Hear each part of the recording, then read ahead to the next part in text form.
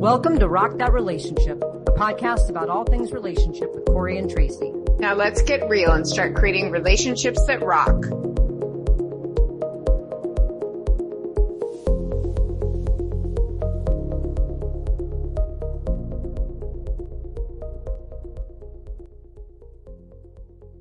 Hello, everyone, and welcome back to Rock That Relationship. We are on season 8, and wow, these seasons have flown by. We've covered so much ground. It's so exciting to be back, isn't it, Tracy? It sure is. Did that sound enthusiastic? I know you're enthusiastic. Wait, let me try it again. It sure is. Woohoo! Yeah. It sure is. Excited. I mean, it's not really like we're back because we're always talking. We're back recording it for everybody else to hear our conversations. So we are on a season about thriving in relationships, and we have some really cool topics we're going to hit on this season. But today we're going to start with what does thriving look like? And we're going to be able to have a nice conversation between Tracy and I about this idea of romanticism. So let me kind of set the tone. So there's this really great talk. It's called The School of Life. It's kind of like a TED Talk. And there's a gentleman on there by the name of Alain de Botton. I think that's how it's pronounced. Alain. Okay, you're better off with these than I am. But he is brilliant. He's speaking live in Sydney, Australia. He records it, but he's in front of this massive studio audience, and he's talking about romanticism. And I've listened to this thing twice, and it's over an hour, so it's kept my attention.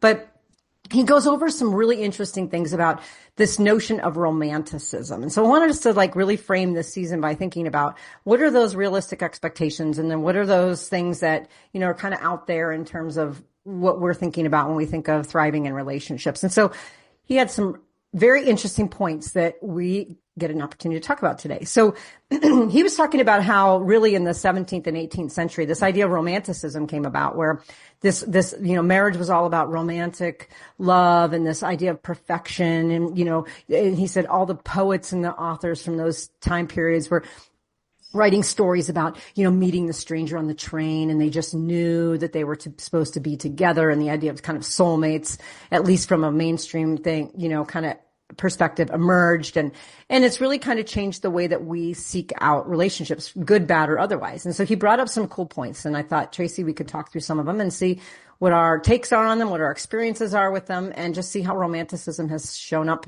for us. Well, I think it's ironic that I'm on this podcast as a guest in this subject matter. I have no idea. You have no idea? No idea. All right. Thanks everybody for coming. That was exactly. Thriving in relationships is not one of my strong suits. And it's interesting you say the 1800s because it's so weird. We've either gone backwards or we go up and down because, I think if you look at least in the United States, the 1950s were all about just a nuclear family where the wife was basically miserable and the man was happy going to work and having kids. And now we're back to that kind of strange place. I don't know. Yeah. I'm not sure I believe in romanticism. Maybe poets and writers do, and that's their purpose in our society, to give us something to strive for. But I'm wondering if that striving for that's created more suffering. That's his complete point. Mm-hmm. He says that no poet, great poet from the 18th century wrote about how to work through conflict when someone leaves their laundry on the floor. It's all about these. Do they even have laundry? Well, I mean, probably. They do laundry? Probably, but at the same, maybe somebody did it for them. But the idea is that he talks about a few things, which I think hits on exactly what you're saying is, we're sort of taught to believe in this idea of perfectionism and, this idea that we can have this perfect relationship. And, we see it a lot with this idea of kind of keeping up with the Joneses or a fear of getting divorced because I don't want to look like a failure. This idea that you're striving for some type of perfection. And he talks about finding the right one. And you and I have talked about this a lot, right? Is there one person out there? Is there that soulmate? Are there several different people? Or can you make it pretty much work with anyone?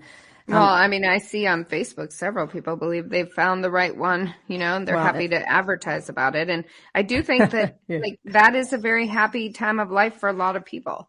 It has been for me. And then it doesn't really last very long. Well, some people last their whole lifetime. right? And and that's the part that's really hard, because this idea of romanticism is it's not, in many ways, it's not unachievable, or it's not unheard of, because you have seen examples of it. But then you're right, the first 3 months to 2 years of, new relationship, and we're finding it all over online. And then if you keep following people for a long time, then you find that they're like, then they're forlorn, and then they're struggling, but and then they're some are really happy. Those are the people we need to find. But I feel like it's not so much what you do in life. And some of it, they may have strategies within their relationship, but I think some people are in that path in life that they're going to meet a person they stay with for a long time. Absolutely. And that's what keeps romanticism going, is that we see good examples of it. And then there's this idea of either we want it and we feel bad that we don't have it in a relationship, or we serial date until we find the perfect one, because we want what those people have. And perhaps we find it. Serial date. That's an interesting thing to say, because, serial killer, serial date. Yeah, like serial dating. Have you ever heard of that term, serial dating? Well, I used to call myself did I call myself a serial monogamist? I think you did. No, something like that. But I'm not anymore. So Right. I've put all that out of my mind. Well, he goes very fascinating, because I just had someone contact me from Cambodia this morning, someone I haven't seen since 2006, who's distraught over the love of her life, her high school sweetheart, destroying her, and how sad she is, and she's middle-aged now, and she's I don't know if this is midlife crisis or whatever, but she can't get over that. And we had Coach Dorothy on to talk about that. Either you thrive. This is something I think new since we recorded. I don't think I was working as a family law attorney when we recorded season 7, was I? No, I don't think so. And what I see is people who are trapped in these toxic marriages not valuing themselves. So I think if you're going to thrive in a relationship, you have to be with someone who values you as equally as you value yourself, and you have to value the other person in the same way. Mm-hmm. Yeah. Well, and I think there's a misnomer of this notion of thriving, right? You can have a relationship that doesn't last a lifetime that you thrived in. I've had a couple of relationships that they thrived for a very long time until they didn't. Well, okay. So what's your definition of thriving then? I think thriving is being in a healthy, reciprocal, mutually respectful and loving relationship. And whether it's 3 months or whether it's 30 years, it just depends. Once it gets to the point where it's not that for either or both people, then it's not thriving. But I think I've had thriving relationships. All my relationships have been thriving at some point, or I wouldn't have been in them. I can't say the same for myself. No? Have you ever had a thriving relationship?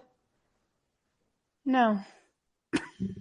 No? Is it only because you're not still with them? Or did you think at the time? No, I'm best friends with someone I was with for 8 years, and I was just supposed to go hang out with her this weekend. And I decided not to go because it was too long of a drive, and I wasn't really going to be happy doing what we were doing. And she was already having anxiety about it. And so I decided not to go. I already emailed the organizers of the event that we were supposed to go to and told them. And then she and I talked on the phone, and she ended up texting me later saying, I'm so glad that we both decided not to do something we didn't want to do, and we're still friends. And so out of all the relationships I had, that was probably the most thriving, but I was never fully in that one. And she always said that I was have one foot in, one foot out, are always destabilizing the relationship, and that she sees me as being a much happier person being single. So in all of my relationships, there's always been an element of either me being the one who wants out, I stay and I'm committed to it to work through it, but at the same time, I'm I want to get out of here. And then me dating 3 people who wanted to get out. So never. I've never had a thriving relationship. That's so interesting. Well, okay. Well, then let's transition to talk about, in this idea of this video from the School of Life, about what are some things that he suggests that we can do to maybe help encourage our relationships to thrive. Now, you're going to love this first one, because we've talked about something similar to this, and it was your idea here on a previous recording. He says that basically we have to understand that everyone is flawed. and that we should provide a list of our flaws on the first date. Oh my God, this is a man after my own heart. Where is I know. he? I need to talk to him. When I was listening, I was like, this is exactly like your idea of seeing a therapist on the first date. Right. So he says, provide a list of flaws, and you exchange the flaws, and then you say, these are livable or these are not livable, and you walk away. But you have to know you have to know yourself enough to know your own flaws. Well, yes, right? you do. And then you also have to be okay knowing what flaws you're willing to put up with. Because sometimes you don't. But my old police partner used to say, don't tell him everything on the first date. And I'm like, why? I like to get that shit out of the way. Like, let's just get it out of the way. But see, I don't think most people really know what their flaws are. I mean, I know what my flaws are. I'm very aware of them. Okay. Well, what about if someone who was pretty self-aware, would you want them to tell you all their flaws on the first date? Yes. I want to know it, see it. Yes, absolutely. Okay. Because would I want to even keep going forward? Probably. Well, that's what he said. Why even pursue something with someone who there's like a non-negotiable? But also, I think when you're in what they call limerence, which is like you're so like enraptured by that person or whatever, you're like, oh, I can overlook that. I can overlook that. But in reality, you can't. And I tell people I'm a vegan, an ethical vegan. They're like, oh, that's neat, until they realize what it actually means. And then boom, it's just it's something they really don't actually like. They might think it's interesting when they first hear about it, but in reality, they don't like it. Well, and I mean, that points out the same idea of like, if I know there's a flaw that somebody I've been with in the past has had, and then you come to me, we're on a date, and you say, oh, I have that same flaw. Yeah, I might have like a red flag. But if you mention something that's a flaw that I've never dealt with before with somebody else, I might not know that it's really going to be a flaw or the implications of it until we're like knee deep in it. Like, one of my flaws could be, I don't like to clean the bathroom or something. I'm like, oh, that's not a big deal. I'll clean the bathroom. Those are not flaws. We were talking like personality. Well, we could talk about personality flaws, but someone is just like, I'm very messy, or I'm very loud. But if someone came to you and said, I'm very messy on day one, wouldn't you just say, okay, this isn't going to work? Yeah, I would, because I see that as like, I kind of see that as. So if all the flaws came up at the beginning, it would save everybody time. I do kind of agree, but in our culture where it's not really kind of okay to do that, because what you said earlier, which is like don't say everything on the first date, which is really the culture we live in. How do you let people know your flaws? I just read that. I just actually was reading in a Facebook group that I'm in. I forget which one. And somebody wrote that they have they had cancer. And so they have some stitching. They were stitched up in. Oh, I read this one. Yes. Yeah. Intimate areas. Right. And so this person was asking people, when should I tell someone? Because I feel like they should know that. And I agree that they should know that. So if that is like an issue for someone, whether it's like being shallow or not, they should just know up front. So if that was me and I was going on a date, I'd be like, look, I'm stitched up. There ain't going to be no, whatever it is. Yeah, like, exactly. That can't happen. Like literally I had cancer and I can't perform this function. I feel like say that up front. And then the people who care will take themselves out of the equation. Better that people exit themselves, before you get involved. I mean, we've talked about this before. You need to see someone, like you shouldn't spend a ton of time talking to someone online and not see them in person or meet them in person, because the chemistry may be way off. Right. And so there's also things like that. And I just finished watching, season 7 of Love is Blind. Well, don't tell me. I'm only halfway through. Well, can you finish it? I've been binging it. Okay, well, there were things said on there things that weren't said right up front. And some people worked through those. And, if we go back to the past seasons, like there was one where the guy was bisexual and he didn't tell the lady that. And that's like huge. Like that should be number one thing you come out with, because that's deal breaker for some people, Right. And maybe it's not a flaw, but it's just something that you have to share. Like there are people who like don't tell you that they have kids. We don't call them flaws. No. We call them personality traits, habits, desires. Circumstances. Right. Like, if someone's going to be into S&M and that's a deal breaker for them, we should have that conversation day one, because I'm not going forward. Yeah, I'm never going to change. I'm not interested. Just get it out of the way. Not going to change. Well, and it's the same, like even with me, I didn't see it as a flaw, but I don't want to leave Tucson. That was, right. I needed to get that out right away, because if someone's like, yeah, I only see myself living here for 6 more months and then I'm going to move to somewhere else. It's like, right. You want to put it all out on the table, I think. But let's not call them flaws. Let's call them no. putting everything out on the table. Putting everything out on the table. Being honest. I mean, that goes back to the 8 dates things, right? Like, those are more for people, like, I think that are a little bit younger and like, what are your deal breakers? Do you want to have kids and stuff? But like, I've discovered over relationships, like, some people don't like to talk about their finances. I find that alarming or suspect. And I'm not going to, like, I have no intention of joining my finances with anybody, but I feel like, why is that something not to talk about? And if you're not talking about it, must be some issue there. And then for you, you're seeking someone who's going to be open about that, whereas someone else might be seeking, they don't care. So I guess the idea is you put out on the table what you offer in terms of, and then what you're looking for. Well, okay. So I had this conversation at dinner the other night. I was saying that there are some things that I don't know if I wasn't phrasing it this way, like that I was too much or whatever. It was mostly, I was talking about the veganism, and this was with another vegan, but it was like other people who don't want to talk. They don't want to process. They don't want to whatever. And so my friend was like, oh, well, you should just you need to slow down. You need to be this way or that way. And I said, no, I'm not going to. And she kept saying it to me, like, you need to slow down. You need to, do it this way to get with someone. And I'm like, no, I don't, because that is not the true me, right? The true me is intense from day one. I am an attorney. I am this way. I was a police officer. Like, there are certain traits that I have that are just certain people do not like those traits. So if I sugarcoat it, or if I try to be like something I'm not, or, oh, let me woo this person into what I am, then it's going to end in a disaster anyway. Right. Because your real self is going to come out, and why compromise your authentic self?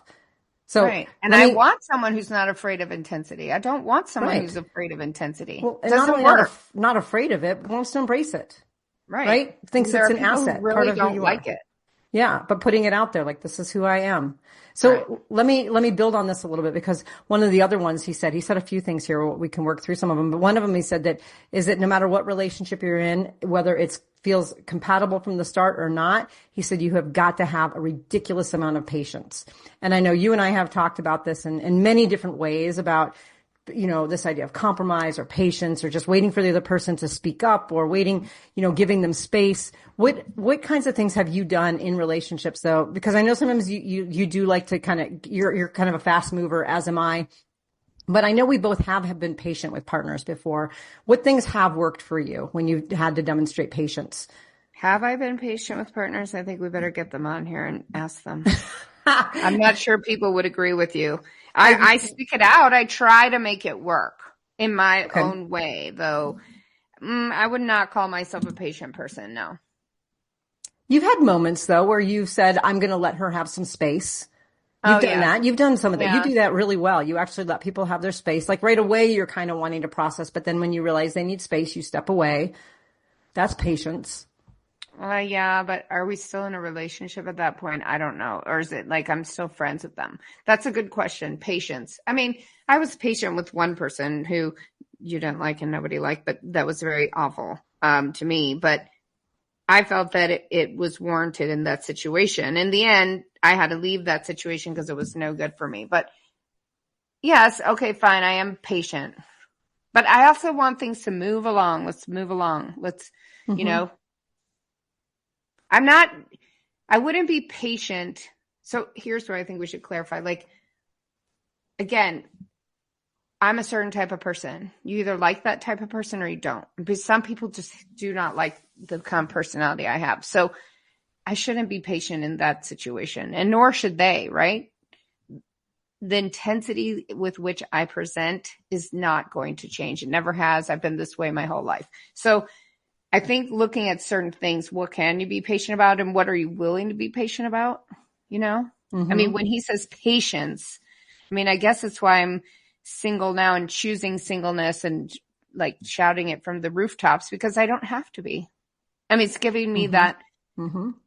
I guess when you say that, it's like, yes, of course, if you agree, hey, you and I are going to share our lives together. We're going to date. We're going to not see other people, or we're going to try and live together, whatever. You have to be patient. Yes. Because of those two adults coming together with their full lives, that's a lot.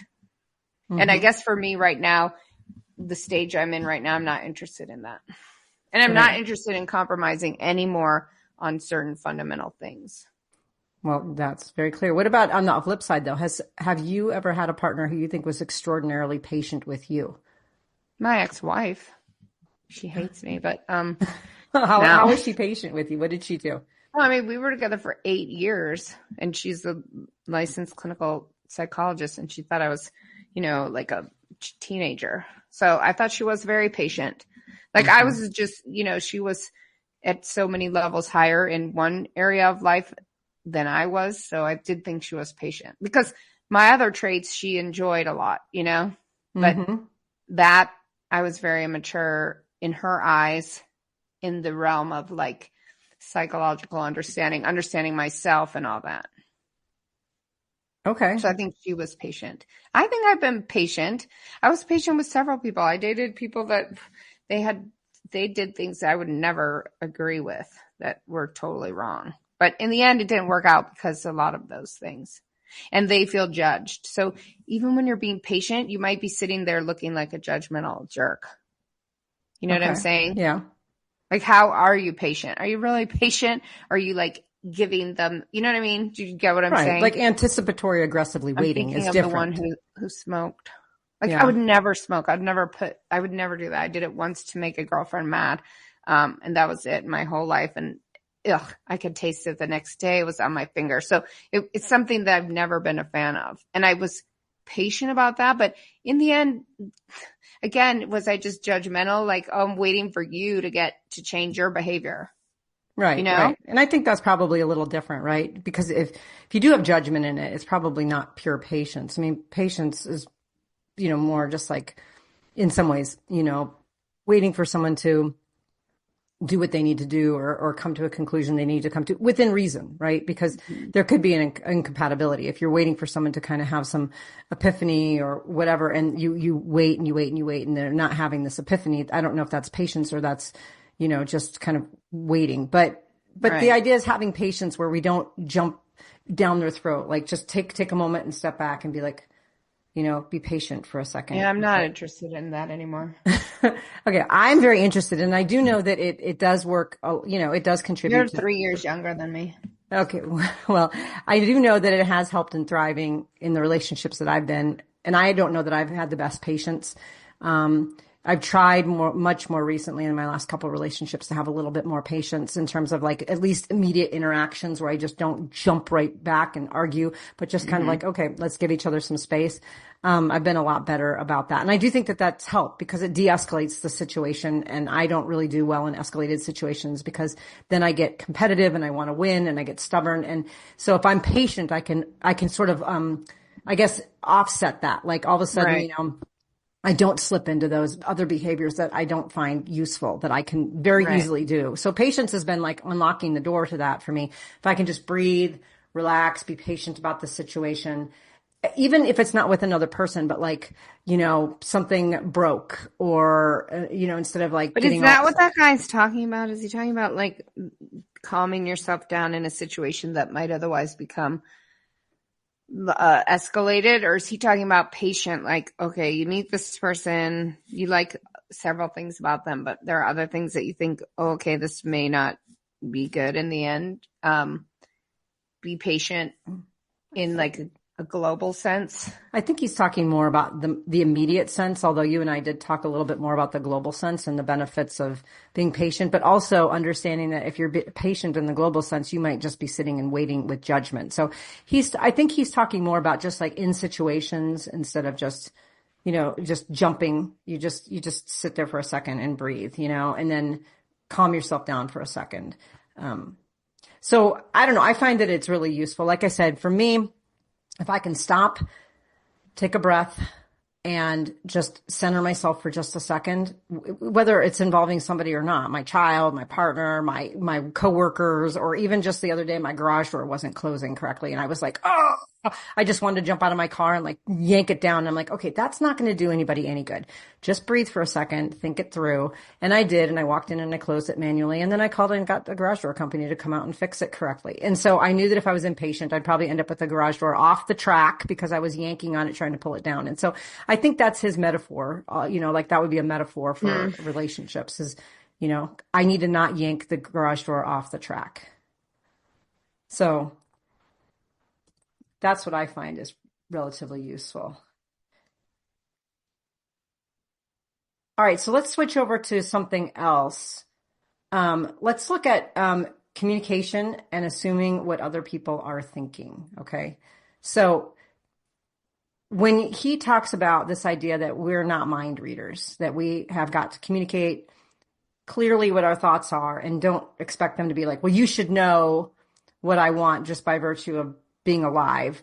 Do you find yourself falling into the expectation of being a mind reader, or have you been with someone who has expected you to be a mind reader?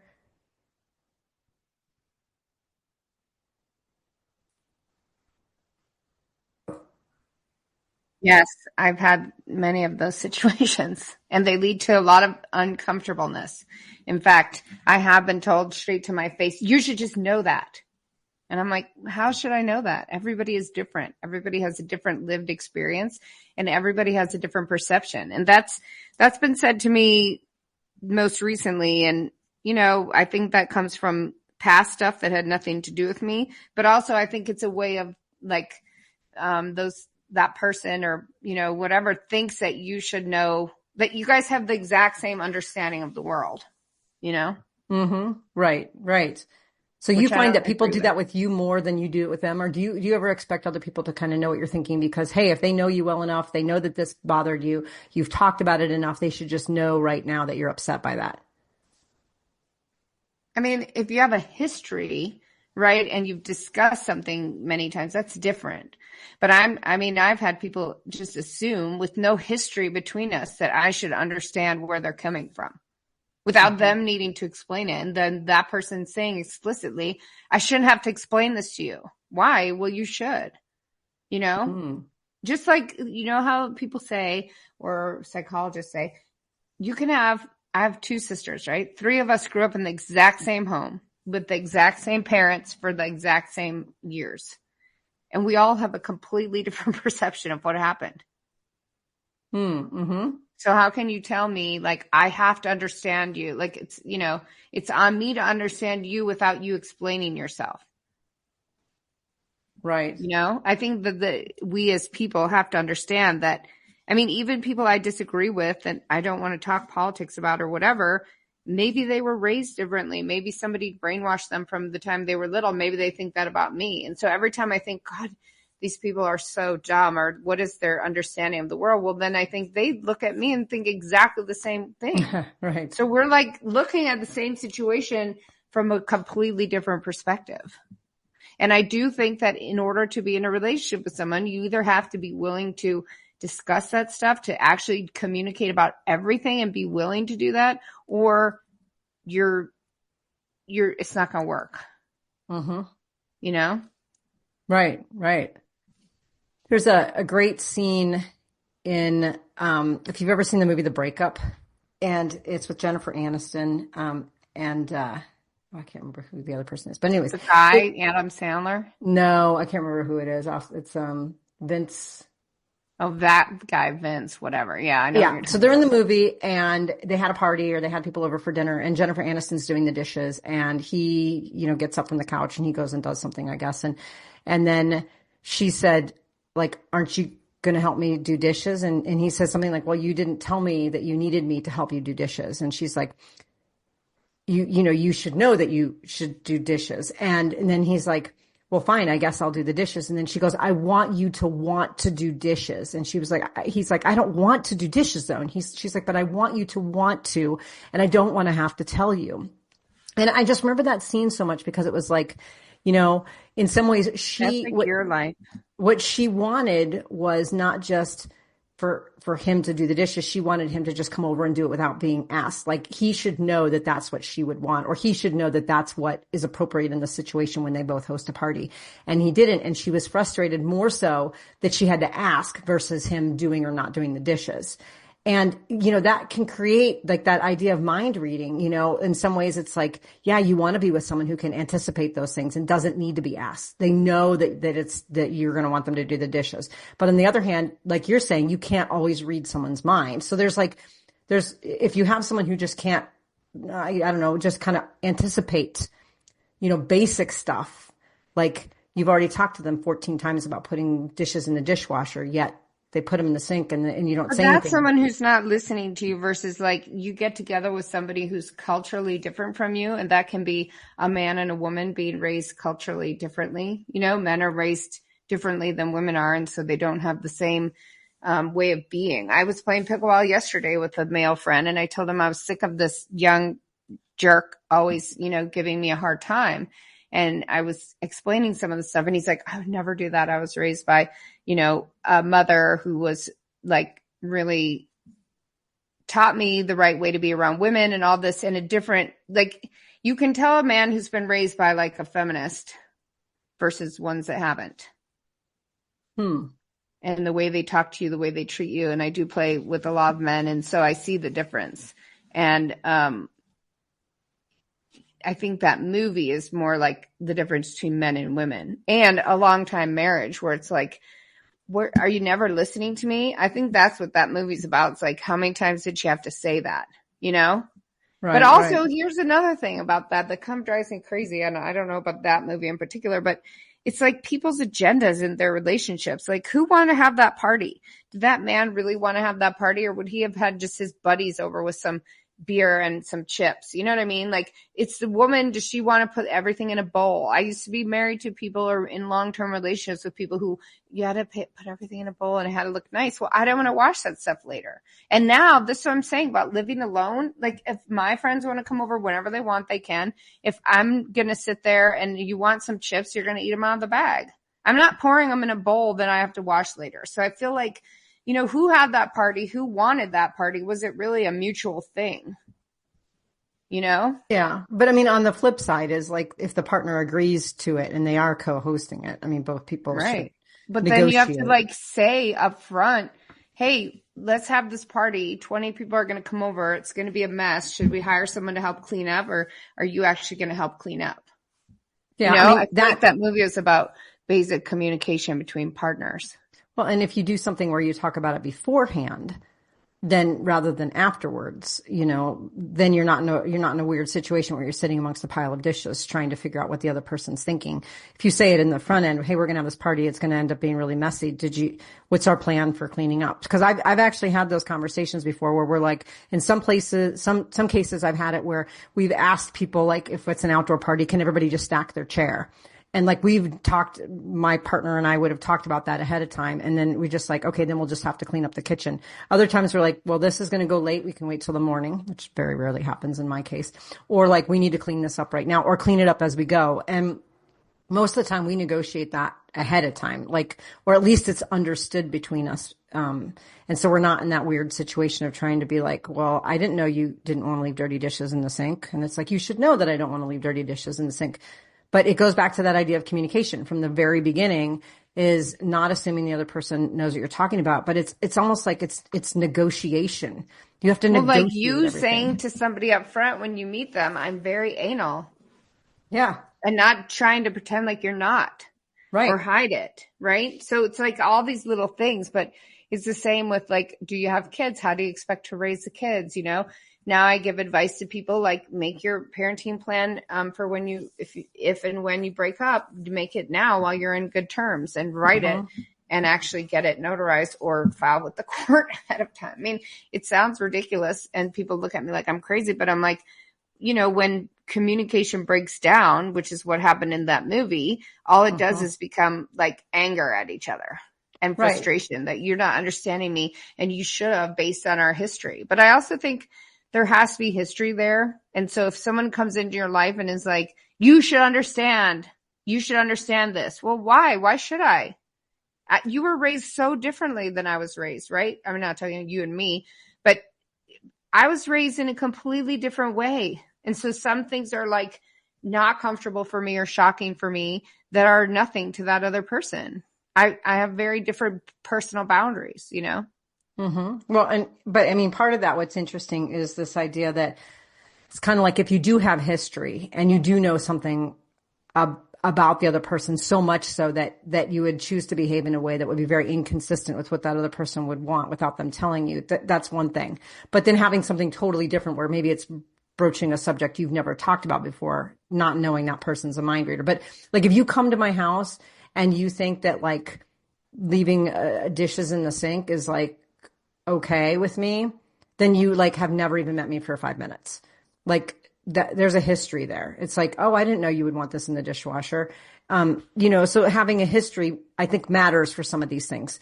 But for other things, like if it's out of the blue and I don't know what it is, it's like, yeah, we're raised differently. So I don't know what constitutes, for instance, late, right? Right. Some people, like some of these different kind of cultural definitions or social definitions could really create a lot of anxiety, because that's why you have to be able to communicate, right? You have right. to actually be able to explain stuff to somebody and not be riled up by the fact that they don't know right off the bat, you know?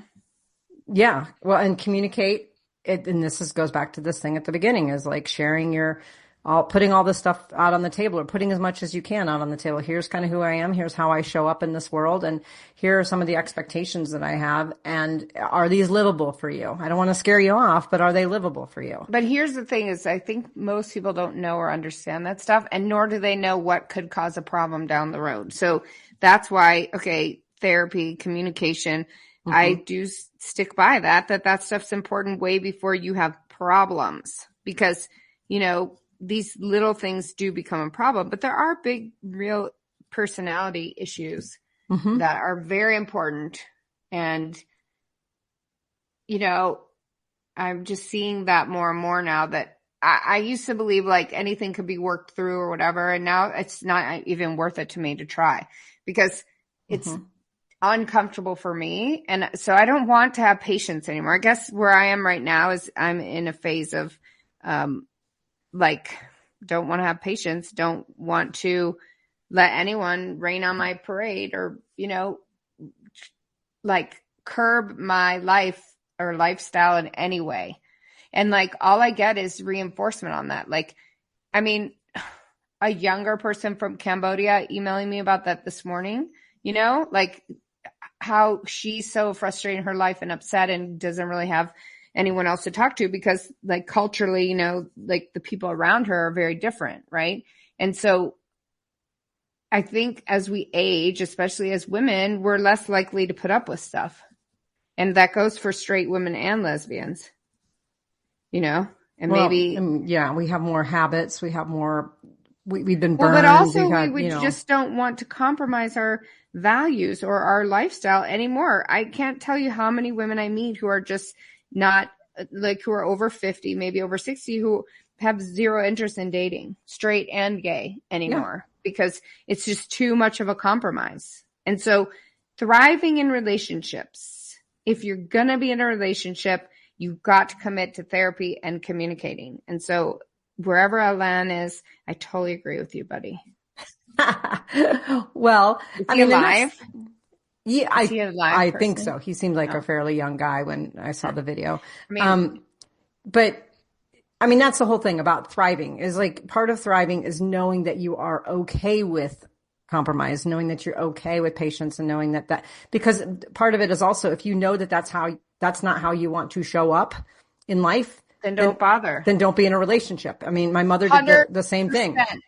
My mother was after her partner of many, many years, decades, he passed away. I was like, Mom, are you going to date again? And she was like, oh, I have no interest in that. Right. But she was very clear. But if you do have an interest in being in a partnership, how do you make it thriving so that you're not 1 foot out or you're not angry and resentful that you're compromising, but that you're being patient, you're communicating, you're negotiating so that you can lift each other up. That's That's the point. I mean, relationships should better our lives. They shouldn't be something we put up with or something that we have to do. Exactly. Boom. Exactly. Yes. So let me ask you this too, because he also talks about this idea of forgiveness. And we've had forgiveness people on before. We've talked about forgiveness, but I thought this was a really interesting story that he told. He said, we often tend to be very forgiving to children when they make a mistake. Like, oh no, you spilled the milk. It's okay. As don't we be should, sad. because children don't really make mistakes. It's, they're learning.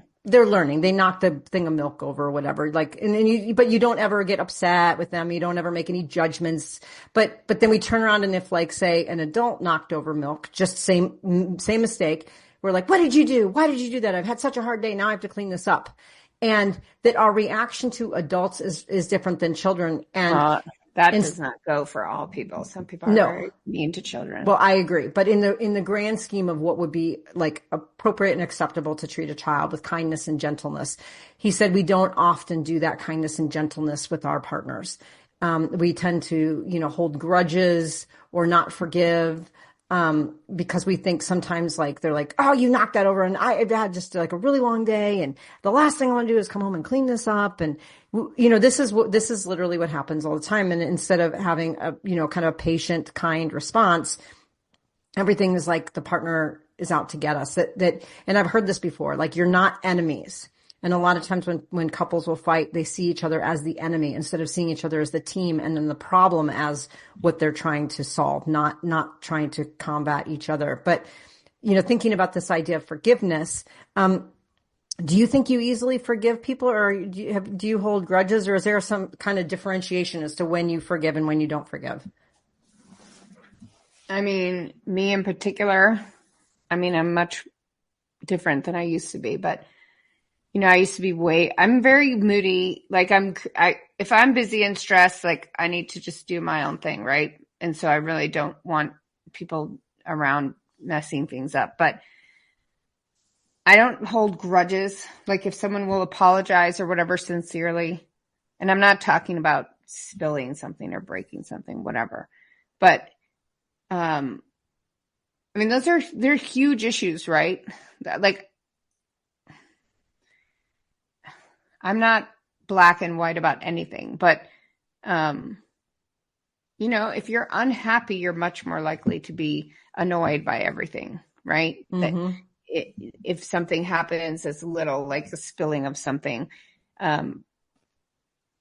you're not going to be annoyed if you're like really into that person. Oh my gosh, cute. But if it's somebody that you're like been together with for a long time and you're irritated about other things, I think you're going to be cranky, and that should show you like what kind of relationship are you in, right? Toxic.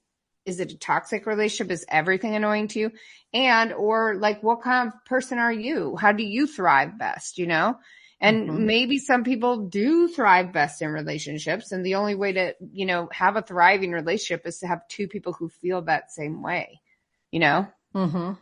Like, I don't know. I'm still very like, if I'm busy and I have stuff to do or I'm stressed, I shouldn't have somebody in my space, because I can be very short and like, I have to get this done. I need to do this. Right.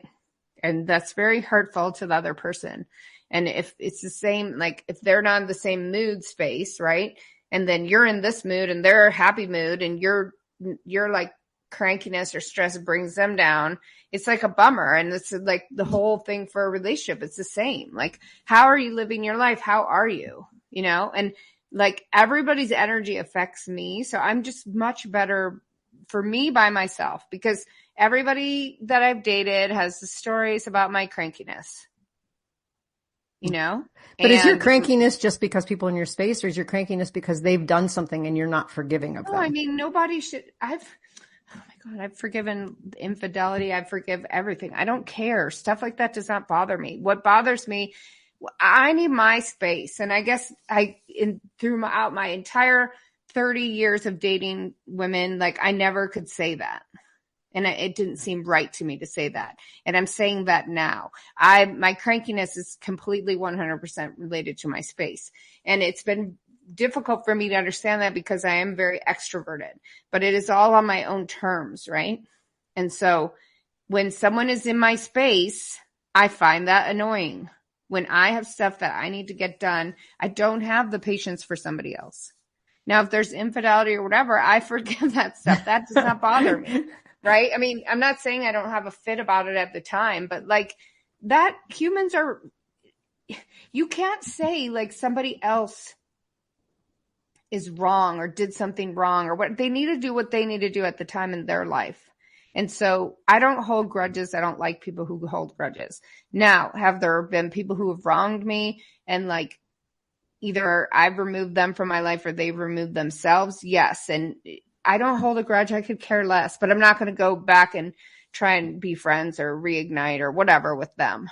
There's some people that it's worth, you know, continuing to have friendship, relationship with, even in spite of big, you know, transgressions. But like, I feel like that's just a judgy way of looking at the world, you know, like people are just, everybody's trying to do their best, right? It's very hard. It's very hard to be in an adult relationship.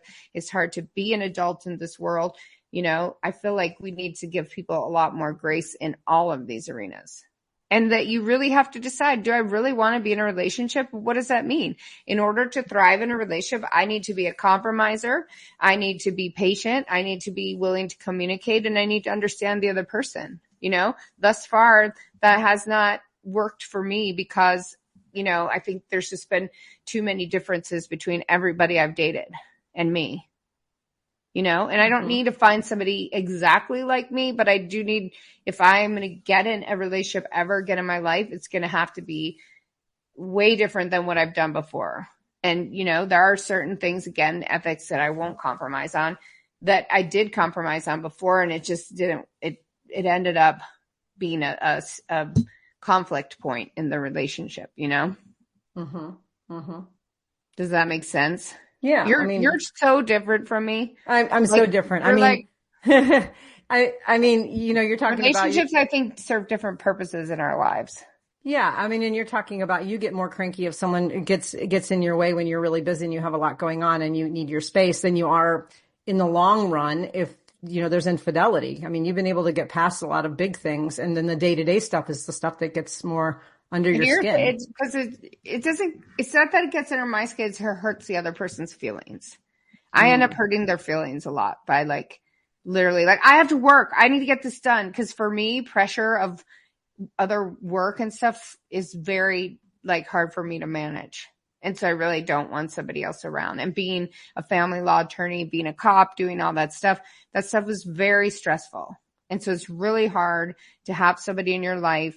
And these are professions that no one else understands except the people in them, just the gruelingness and the emotional trauma, right? And so for me, yeah, like I'll forgive the big things. I don't care about that. And I'm not saying that, like, I just don't want to hurt someone's feelings anymore. And I really don't want someone in my space anymore. Like, that's another compromise that you do have to make with someone. If you're going to be together in a relationship and live together, that has to become your space together, right? And I've tried that, and it's just not good enough for the other person or whatever. And now, you know, I've had 2 people live with me since I got divorced, and, you know, one kind of just took over the whole place and did whatever she wanted here. And then the second one, you know, she didn't feel that it was her place enough for her to feel comfortable here. And she had come from her own really big house and come to my little house. And so, you know, those are really, really hard things. I feel like and I'm good friends with the second one, not the first one that was, you know, so bullying and taking over my house. But I feel like that's the thing, is like, you know, if you're going to thrive, you have to make a lot of compromise and understanding. Yes. And you really want to thrive. Right. You have to want it. And there's a lot of people out there who... Do they know what that means, though? Yeah, I think people do. They know that they want to thrive. They know they want to... There's people that just partner up because they partner up. But then there's a lot of people who are really clear that they want to have that companion. They want to have... They're okay compromising because they like having someone living with them, or their person with them. They like to be able to have that person they can communicate with and grow with and support each other. And, I mean, I'm one of those people. I like that, but it doesn't mean that I don't want my space. It doesn't mean that I don't want you can say that, right? Like, and I used to be a person that didn't mind compromising and doing that. I'm not saying I was good at it, but I no longer want to. Zero, none. And I just went on a trip, with my sister, and thank God we had separate rooms. And so we could just go and be in our own room with our bathroom and everything and not have to then see each other. And I think, I've had a relationship with my sister for 51 years of her life. I don't even want to share a room with her for 2 weeks. It would turn into a mess, like it'd be a huge fight. Well, it's obviously clear that in order to thrive in a relationship, you have to be able to compromise. And if that's not something you want, like where you're at now, then you're aware of that and you save everybody the heartache. But then for those people who do want to be in a thriving relationship like me, I have to sit down and think, what am I willing to do? Am I willing to communicate on the forefront? Am I willing to negotiate? Am I willing to forgive? I think I'm midway when it comes to forgiving. I wish that I was better at forgiving, but I've been really wronged with a lot of things, and I've struggled to forgive. And but that's the thing. You don't have to forgive what you don't want to forgive, except in the way that you let it go, so it's not eating at you. Yeah, but you don't have to have those people who have wronged you in your life. No, but and I don't. The people who are in your life, who you want to have continue to be in your life, you do have to have forgiveness for them for these things. Right. Exactly. And the people and understand they are human. The people that I have, sort of trying to work through forgiveness are people that aren't in my life. So my partner, there would be no way that I could be in a healthy relationship if I didn't know how to forgive because I really truly believe that if two people, and this is my personal experience, that if two people love each other and they want to be in each other's lives, that inherently, and this, I know there are exceptions to this, but inherently they likely don't want to treat each other horribly. And they're likely not going out of their way to be mean and awful. Now, I know that this exists in some cases, but I would not call that a respectful and loving relationship. But I do think a mutually loving and respectful relationship, you're not enemies. And so if somebody makes a mistake, then that's part of what it means to live. They make a mistake and then you work through it or you don't. But to have a thriving relationship, I don't think it's possible in my experience to have a thriving relationship where you're currently with somebody and you have unforgiven business with them. Yeah, so you have to forgive. You need to go to therapy. You need to communicate. And what's your last one on the list? Gratitude. Negotiate. Oh, negotiating and gratitude. Well, compromise and negotiation are the same, but gratitude, right? You got to be appreciative of this person and their role in your life. Well, and you have to show little gratitude. Like, thank you for cooking dinner tonight. Thank you for taking out the trash. I mean, some people don't necessarily need that, but a lot of people do. And a lot of people like hearing it. And so that little bit of gratitude, I've been with people who know that my love language is acts of service. So gratitude is taking out the trash. Great. Fantastic. But I also do like little things of gratitude, like, hey, thanks for, getting the mail today, or thanks for running to the grocery store. And I guess it all comes down to this idea of just being kind and respectful. And, if this person that you're with is not somebody that is making you thrive, like not them doing it to you, but you're not thriving in a relationship with them, then the relationship itself isn't thriving. Well, that's why I say to some of these potential clients who call up and they're like, should I get a divorce now? Should I this? And it's like, I just said to a lady the other day, you don't deserve this. You do not deserve this, And the longer that you stay in this horribly toxic relationship, you're just going to show your young child these, examples that that's okay. And like, as hard as it will be to leave, sometimes that's just absolutely the right decision, because in the relationship, both people have to respect each other, be grateful for each other, be willing to compromise with each other, be willing to communicate with each other, and be willing to go to therapy. If, way before, every therapist that we've had on our show has said that people wait way too long to come to therapy, right? Every single one has said that. People wait way too long. Well, then at that point, there's feelings of resentment. And once you get to a point where you resent your partner, it is really hard to come back from that. And I was in one particular relationship where that was the case. And it was like, I think she resented me, but I definitely resented her. And everything she did was it just was like nails on a chalkboard. I was like, I resented every decision she made because it felt like it was, quote, out to get me. And it was like, I don't know how to come back from that. And we didn't come back from that. And so you don't want to get you got to nip that in the bud before it becomes resentment, right? So exactly. Anger turns into resentment. Yes. Hurt turns into resentment. Like, either deal with it right then and there and go to therapy or work it through yourselves. Otherwise, it festers and becomes, and that's what I'm saying. You can have forgiveness in your life for people who have wronged you. Doesn't mean they need to be in your life, but then it's not eating you up. But in a relationship, I've been in relationships that just the holding on of that resentment, it just, that was my marriage and it didn't work. It just makes a non-pleasant environment. Well, and I think of probably from my experience, any of the emotions that I've ever felt in a relationship, resentment was the most destructive, because resentment led to treating each other disrespectfully, not being kind, not having gratitude, not forgiving. I mean, it literally created the culture for every bad thing that happened that made our relationship more and more toxic, was just this idea that we resented each other. Do you know where people learn that, Corey? From their own parents. Yeah. And that's about breaking the cycle. Is that most of us are not raised in places that are healthy, that we see healthy dynamics, that we see, oh, this is how to have a relationship. That's why those things like the 8 dates and all that is so important, Mm-hmm. Right. I mean, really, to be upfront about everything. It perplexes me when I see that people aren't. I just started watching a disturbing movie with Sean Penn called Daddy-O, and it's just him and Dakota Fanning in a cabin.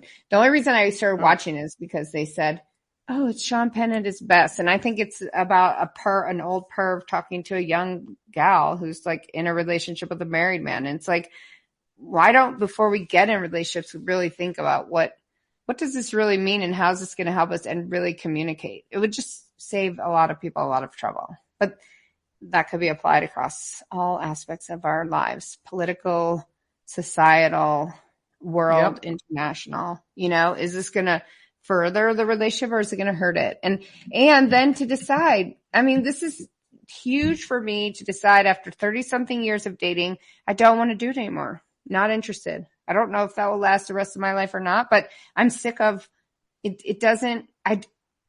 I'm tired of the conflict in my life, Well, I mean, especially since you said you haven't had one single relationship that has been thriving. I could understand that. I mean, I've had every relationship that has thrived at some point for extended periods of time, and then it just didn't anymore. But, I still hold hope that, my relationships have some thriving element to them. But I mean, it may not be my path in this lifetime. But that does not bother me. My problem is, I get involved with people and then I try and make them like, it's like my life becomes their life, and that has nothing to do with that, Right. Yeah. Well, I mean, you're aware of at least your behaviors and what to look for. And if you can't have a thriving relationship, then don't have one at all, and because there's a lot of people out there that are in relationships that aren't thriving. And some people are past the expiration date. They know it. And they might be in even a bad situation. They might be financially stuck. They might be, family pressure to stay. They might have children and they want to stay, and it's not quite bad enough to leave, but it is not thriving. Can you get that back? I don't know. I don't know. Can you? Potentially. I mean, if it's gotten to the point where you're resenting each other, it's a little bit harder to do. But I mean, get help, try to get help. I mean, here's the one thing too, is that, I've heard of a lot of folks that'll be in a situation where the relationship's going downhill. They want to go to therapy, but neither, or not, at least not both of them, are going to individual therapy at the same time. And that makes it also very difficult. Like, their only time that they can come together is in a therapist's office once a week, where they basically try to tell their side of the story so that the therapist agrees with them and then tells the other partner that they're wrong. And that's 95% of what's happening in these therapy sessions. And these therapists have a lot of work cut out for them to try to say, I'm not the judge and arbiter of this. But if these individuals were doing their own work and could come to these therapy sessions with, their partner, they might be able to have more, kind of honest, authentic conversations about their own shortcomings without having to feel like they're fighting in these therapy sessions, which is my experience with couples therapy, and I've had it with a couple relationships, is just that, like, you're just arguing in front of somebody else who, you want them to play judge and jury. You've gone in too late. Yeah.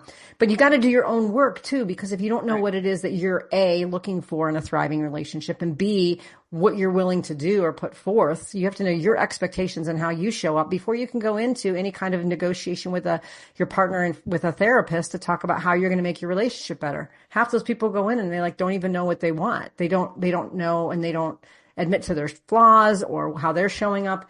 And it's very unproductive. Lifetime of work. Right? Yeah. We're talking about, this is where personal growth work is so helpful.